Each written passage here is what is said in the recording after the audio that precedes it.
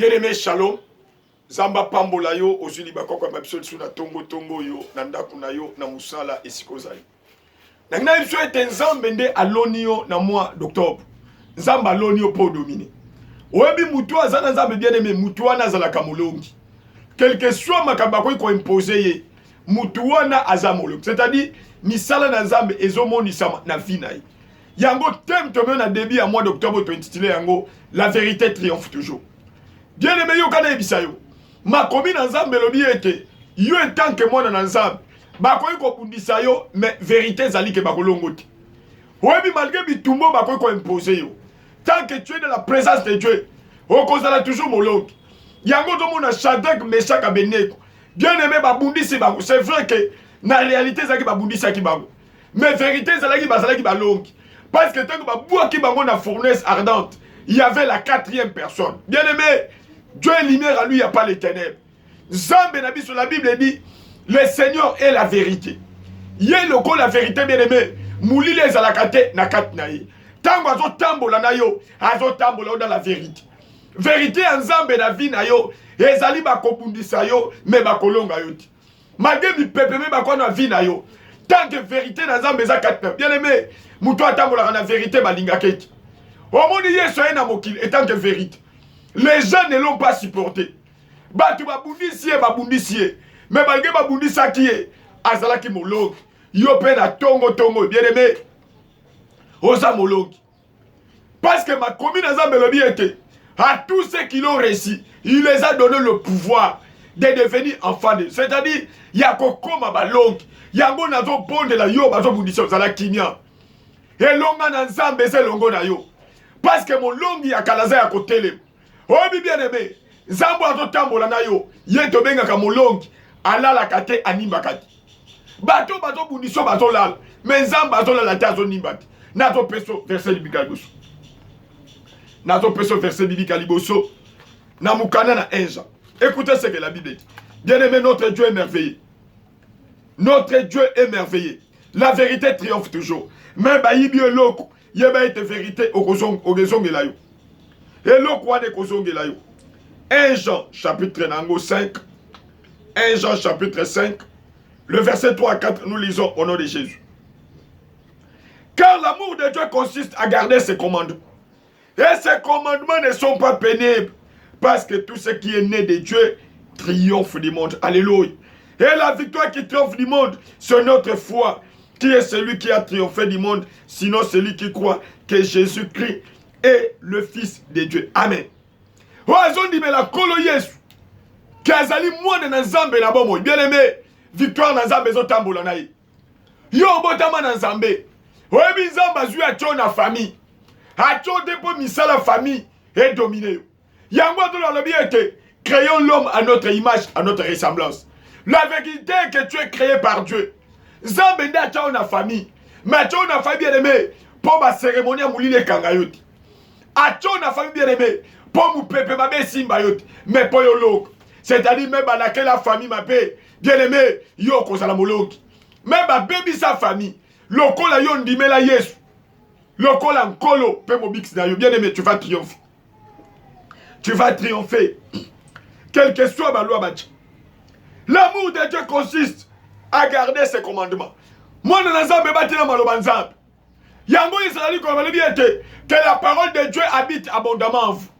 Tant maloba nzambe za abondamment kat na yo, okomanda ko triomphe. Est-ce que nyoso yo kozal, oko triomphe. Et ces commandements ne sont pas pénibles parce que tout ce qui est né de Dieu triomphe du monde. Est-ce que yo botama nzambe? Soko botama réellement nzambe bien aimé, c'est-à-dire au bongo la moté. O yamba Yesu. Lokola nkolo pe mobi kisina yo oza molongi. Parce que en Dieu il n'y a que la victoire. On dit bien aimé, vérité yangwana. Tant qu'on a mona na Nzambe, bako bundisa yo me bakolonga yo ti. Quel que soit ma piège bako ko tendre yo. Yango makomi na Nzambe lobi na Esaïe. Et lobi boy, même si en forme de contre vous, enfants de Dieu, cela ne fait pas dire. C'est pas comprendre so, bako sala contre et ko simba te. Parce que yo za mwana na Nzambe. Tu es mbaka je suis en Dieu et Dieu est en moi. Loko la Nzambe za kat na yo, okozala toujours molongi. Nazo personne deuxième verset biblique dans l'Ancien Testament. Nazo personne deuxième verset biblique. Namukana na erwa. Écoutez ce que la Bible dit. Bien aimé Zamba Pambola yo. Ozo la dabiso na debi à moi oza molongi. Pose la molongi. Il faut yambaye sukak tabomo inayo. Lokola mkolo pe mobix na yo. 1 roi. Chapitre na yango 3. Tozoza verset 16. Kilo na verset 28. 1 roi. Chapitre 3. 1 roi chapitre 3. Verset 16 à 28. Nous lisons au nom de Jésus. Écoutez ce que la Bible dit. Alors des femmes prostituées vinrent chez le roi et se présentèrent devant lui. L'une des femmes dit, pardon mon Seigneur, moi et cette femme, nous demeurions dans la même maison. Et je suis accouché près d'elle dans la maison. 3 jours après, cette femme est aussi accouchée. Nous habitions ensemble. Aucun étranger n'était avec nous dans la maison. Il n'y avait que nous deux. Le fils de cette femme est mort pendant la nuit parce qu'elle s'était couchée sur lui. Elle s'est levée au milieu de la nuit.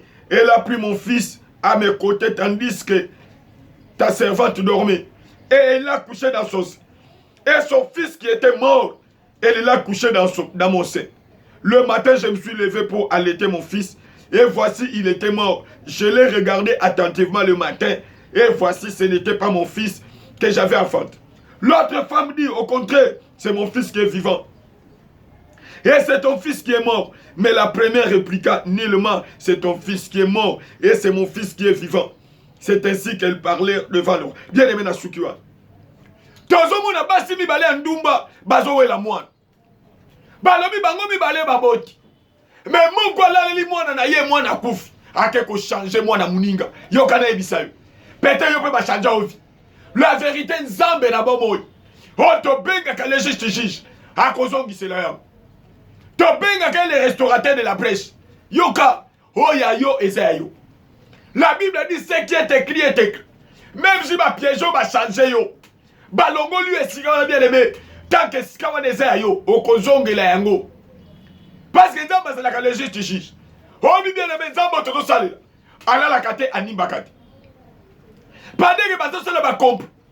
Au sein d'église, balongo lui même esikawana, ba tchende kona bango. Parce que makambe comme il est là yande ngwana, il faut que chande konanga. Yaya vanda kimia. Oye komama esi e komama. Songi réellement nzambe muta bengo esikawana. Même ba yibi eloko, ba kozongi se bien le betala, ba kozala mal à l'aise. Omoni ba de quoi Jephté. Ba bengani Jephté ba lobi ete, il ne peut pas hériter avec nous. Parce que ça moi et moi si andumba. Oui, bango de balaba za moi et moi si andumba. Mais la vérité, yene bonga ka régner likolo na bango. Soki nzamba pona yo. A benga yo régner bien aimé. Mais balongo lui esika wala. Tala, muto ko remplacer ko za mal à l'aise. A koza na kinyate parce que la vérité triomphe toujours. Homoni ngindeli bande kwa Jephté. Bake ko lukaye. Yo pe ba ko lukayo. Yaya, ne rendez pas le mal au mal. Zala kimia. Zala kimia. Ne rendez pas le mal au mal. Tikaya dondo nenga zo dondo. Ado dondo.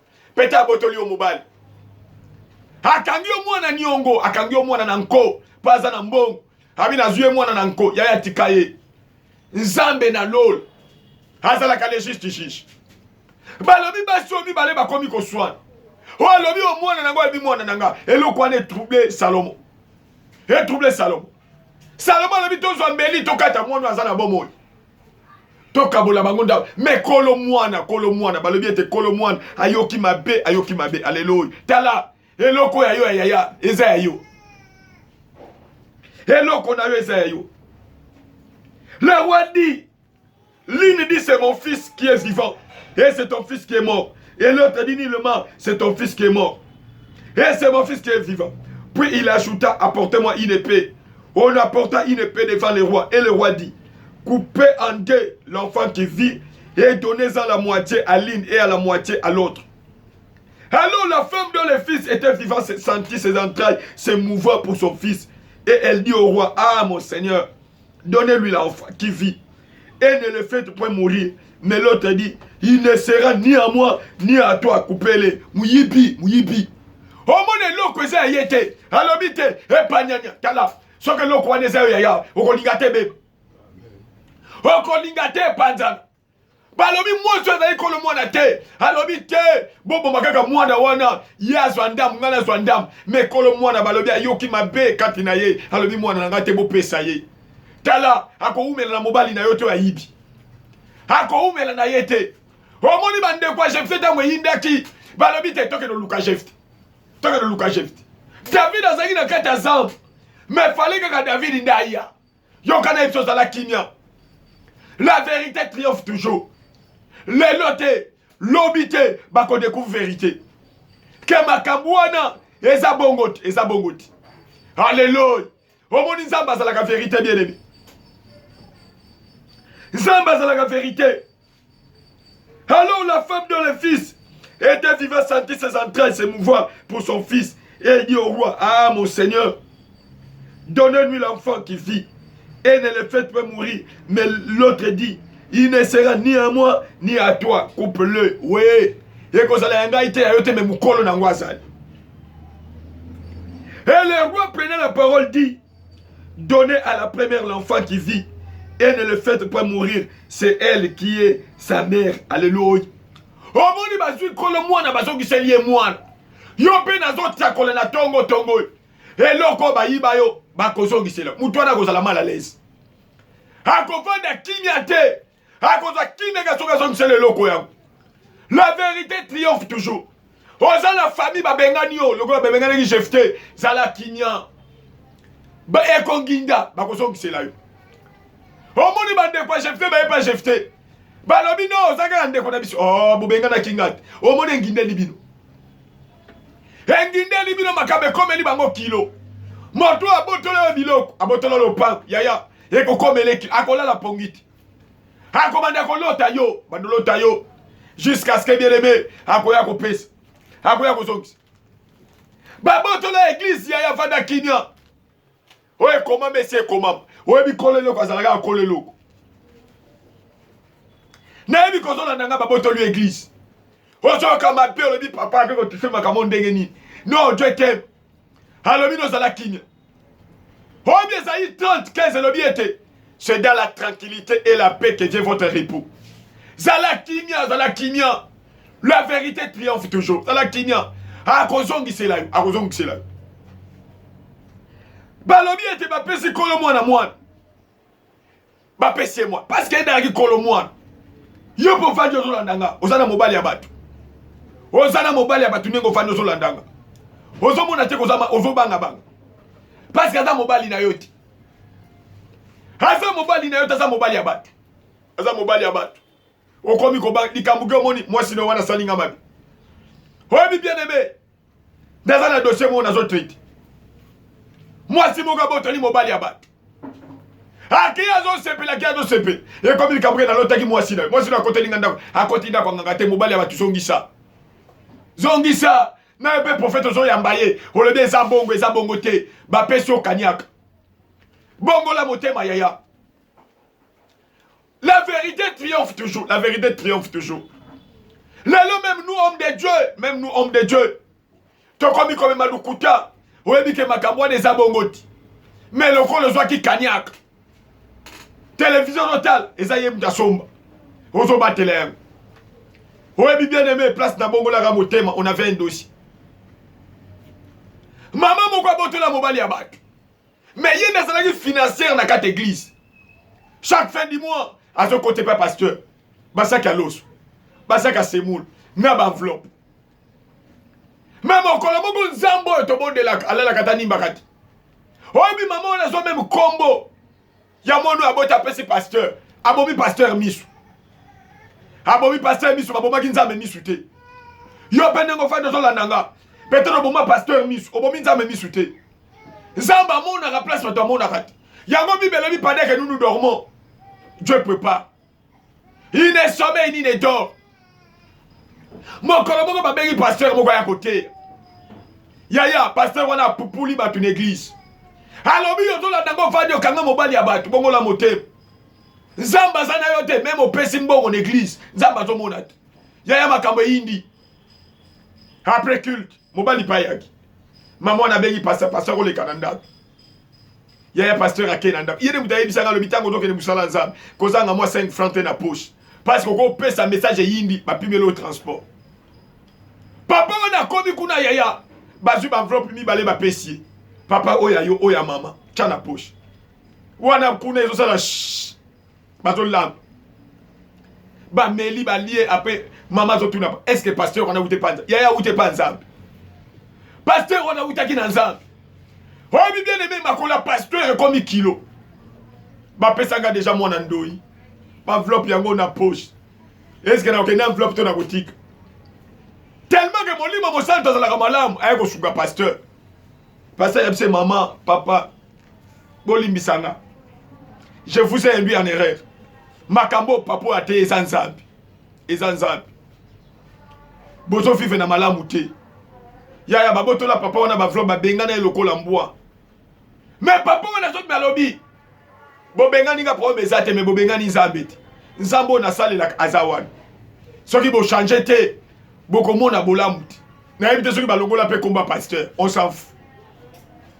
La vérité triomphe toujours. Nzambo na zo te na tongo alingi yo. Alingi zonga na so. Peut-être mbongo za nango wana. Oyibi mbongo abatu yaya, oyibi mbongo abatu. Okosi mona mwasi abatu. Abani ko bongisa mbongo, pa bala yo ke bala mwasi mususu bongo la motema. La vérité triomphe toujours. Oyebi, na mine de komoka moi samlanga pasteur. Frère oyo. Ako bongate so nga na bongiti. Eza vérité, eza vérité. Ndeko na baby sivi ya mwana mwasi abatu. Mwana mwana no tambula na mulili na mulili na mulili. Na mulili. Alobi po mwana mobali abonga fonga na bonga. Omoni tata na pasteur na zomona de okobongo na motema te. La Bible dit regarde là où tu es tombé, répands-toi. Lelo nazo bonde la yo yaya. Et to bongo la motema yo zolandanga. Oyebi koza nelo kwa batu zongisa. Okanga mwana batu zongisa. Zongisa. Nzambe na mawa. Oya pesi biso mois d'octobre. Aza na bomoy. Halinga salelo bolam. Asalelo bolam. Oye bato bakanga makada nzambe. Bamona kabolam. Tika nzamba sunga yo. Mois d'octobre oy. Ezala mois ya vie pona yo. Ezala mois ya victoire. Otato la bon zambe. Yaya mamo ya oya yekolo mwana. Tanga zui mwana abani kokumisa nzambe. Abani kokumisa nzambe. Tika yangwe komela yo. Et le roi prenait la parole, dit, donnez à la première l'enfant qui vit et ne le faites point mourir. C'est elle qui est sa mère. Tout Israël a pris les jugements que les rois avaient prononcés. Et l'on craignit le roi, car on vit que la sagesse de Dieu était en lui pour les diriger dans ses jugements. Alléluia. Omoni akati makambo na sembe. Yaya kata makambo na sembe. Nzamba ko pambola yo. Tika kanyak na kombo na Yesu. Amen.